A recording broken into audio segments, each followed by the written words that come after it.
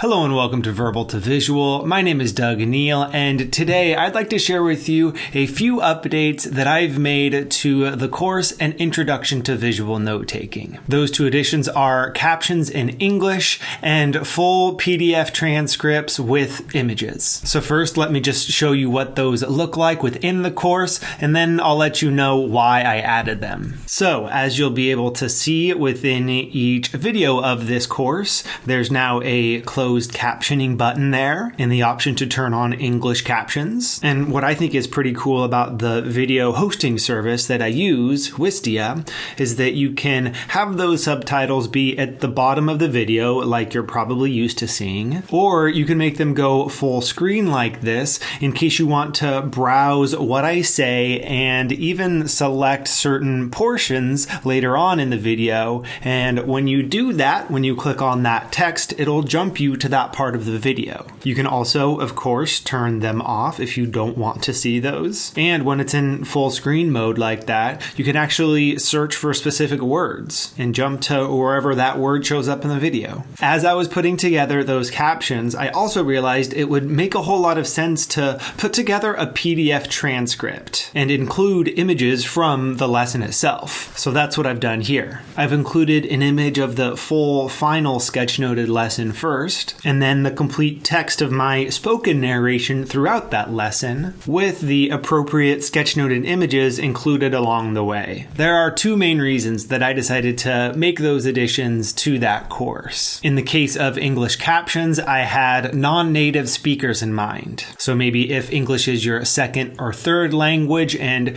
you're fairly fluent but not fully fluent, as someone who enjoys language learning, I know how helpful it can be to have the text transcript in the language that you're taking in, how nice of a reference that can be. So that if you miss a word here or there or need to look something up, you have easy access to that text. And then with the PDF transcript with sketchnoted images, there I had in mind folks who would want to revisit a specific lesson maybe a week or a month after they first watched the video. And that with those PDFs, you can go and find the thing that you're looking for without having to rewatch the entire lesson. My hope then is that those two additions make this resource just a little bit more useful for you and make it a little bit easier to put the ideas that I'm sharing into practice yourself. I just finished making those additions to the introductory course, but I'm going to be adding them to all my other courses as well. So be on the lookout for those. I'm going to tackle sketchnoting in the classroom next, and then keep on working through the others from there. So if you've already picked up that intro course and these additions sound helpful to you,